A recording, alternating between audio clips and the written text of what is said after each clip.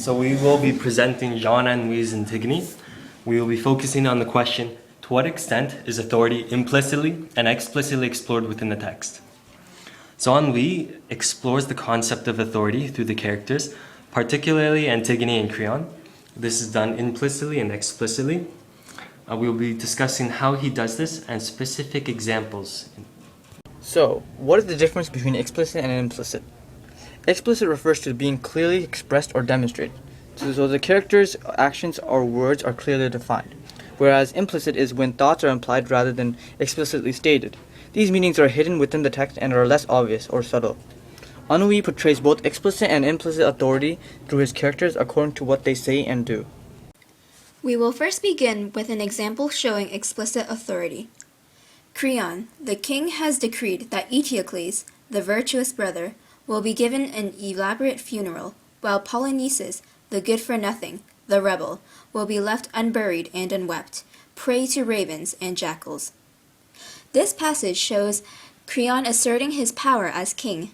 He lowers Polynices' level to a good-for-nothing, the rebel, and alters reality by feeding the public false descriptions of the two brothers. All citizens must follow the laws he makes, and therefore showing his absolute authority over the people of Thebes.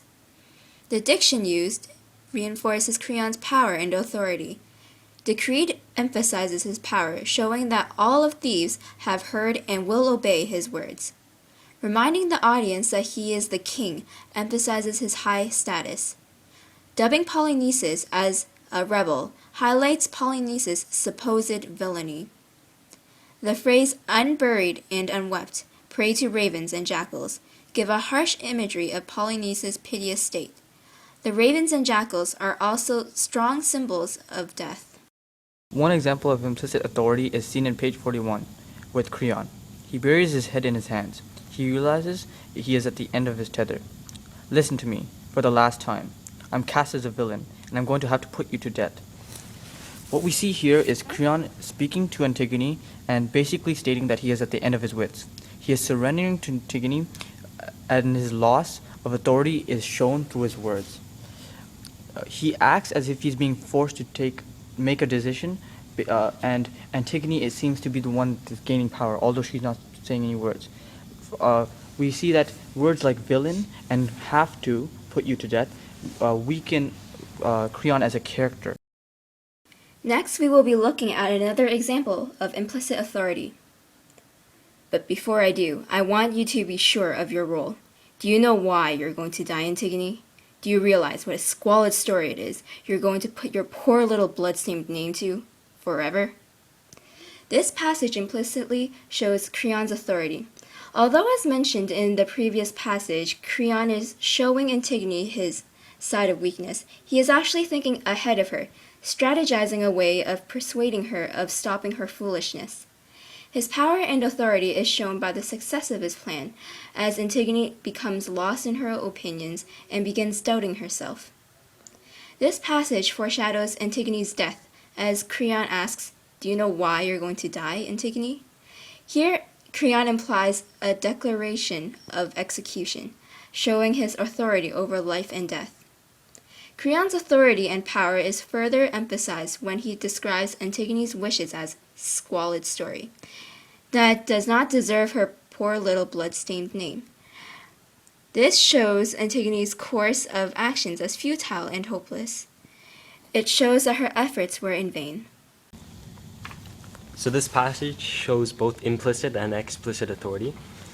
Poor Creon, and I, with my broken nails and the bruises your guards have made on my arms, and my stomach all knotted up with fear, I'm a queen. The first sentence Antigone says, poor Creon, demonstrates Antigone's power, but it does so implicitly. By pitying Creon, she has lowered him, and in doing so elevated herself.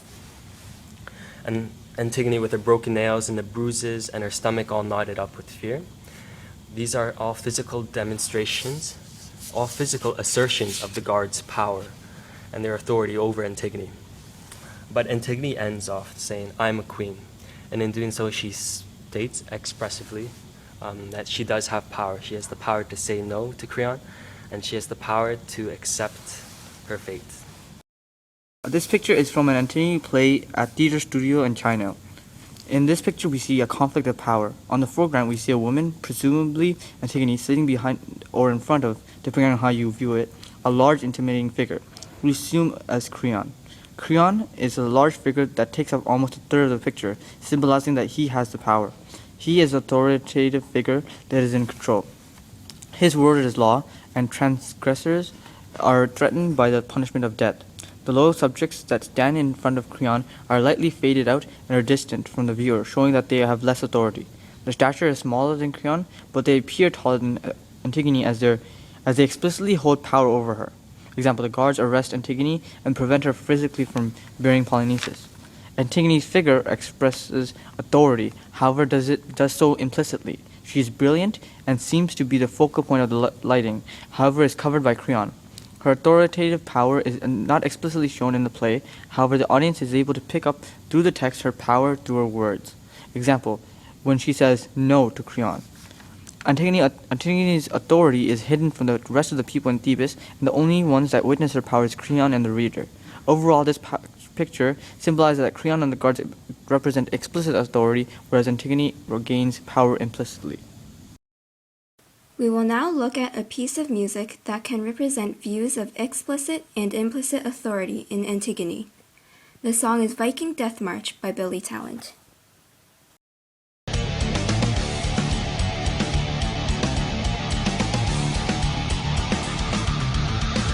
Now, the time is now, we can still turn it around.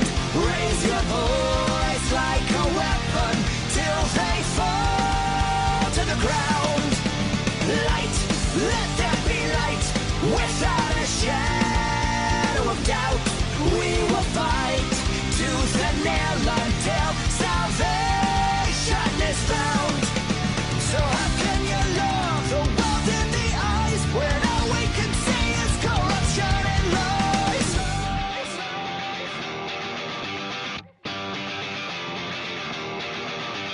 Down on your knees, you don't look so tall. Down on your knees, you don't look so tall. Cracking the whip on the backs of the poem. We'll ask you to stop, but you still wanted more. The blood on your hands left a trail as you crawl.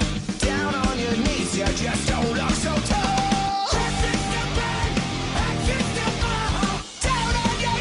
you just don't look so tall. Down on your knees, you just don't look so tall. Down on your knees, you just don't look so tall. Down on your knees, you don't look so tall. Open your eyes and the empire falls. This song is about Antigone fighting authority in Thebes. So Creon is in a position to preach to Antigone about love, faith, and trust in order to convince her to live. Antigone, however, refuses to believe him. This song represents her response. So the chorus can be seen as there being conflict within Thebes, as the crosses still burn, axes still fall, even after Antigone's brothers have fought and died. This is similar to how the chorus does speak about the conflict within Thebes impartially. Antigone becomes a source of conflict against Creon's authority. Creon, as an authoritative figure, is brought down when he attempts to compromise with Antigone. He just don't look so tall. Antigone resolves herself to fight against Creon's decree, telling herself the time is now, to fight tooth and nail without a shadow of doubt. Now, this specific verse, cracking the whip on the backs of the poor, we asked you to stop, but you still wanted more. The blood on your hands left a trail as you crawl. Down on your knees, you just don't look so tall. This verse focuses on the guards as explicit authoritative figures. They take advantage of the weak, even relish in it. The guards arrested Antigone without a care, only wondering whether they would get a raise and how to spend their money. There is no consciousness in them. Their actions do leave shame on their hands, but they don't care. Even when Jonas approached Creon when the body was first buried, he shamelessly sought to save himself and seemed as small characters. The guards were proud when they were standing with Antigone in custody, on the other hand. Evidently, explicit and implicit authority is greatly explored in Antigone.